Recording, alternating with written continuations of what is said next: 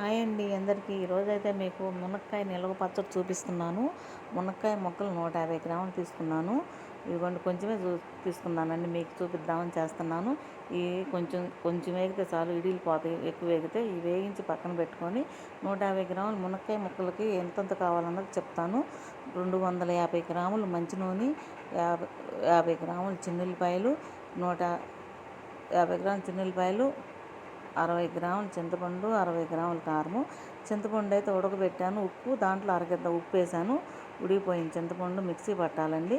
ఇప్పుడు మిక్సీ పట్టేటప్పుడు దాంట్లో ఒక స్పూన్ ఆవపిండి, ఒక స్పూన్ జీలకర్ర పొడి, ఒక అర స్పూను మెంతి పొడి వేసాను.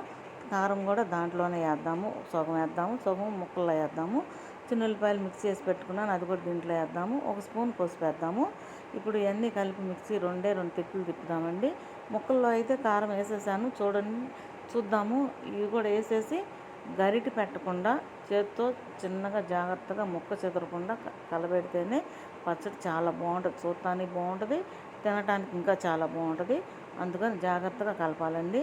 ఇది వేసి కలిపేటప్పుడు మనం ఏమన్నా కావాలనుకుంటే, ఏమన్నా తగ్గినాయి అనుకుంటే చూసుకొని ఇప్పుడు వేసుకోవచ్చు. వేసి కలిపేసుకొని ఇంకా మునక్కాయ ముక్కలు వేయించాం కదా, ఆ వేయించిన మునక్కాయ ముక్కల్లో నూనె ఇప్పుడు పోసేద్దామండి.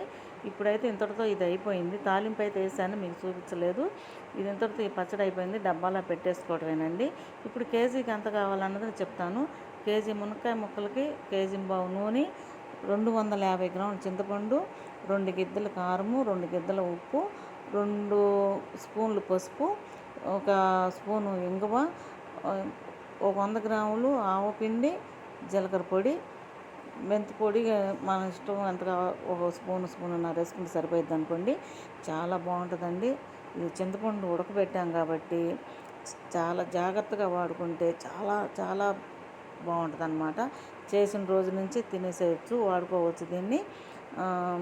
జాగ్రత్తగా వాడుకుంటే చాలా బాగుంటుంది. మీరు కూడా ట్రై చేయండి.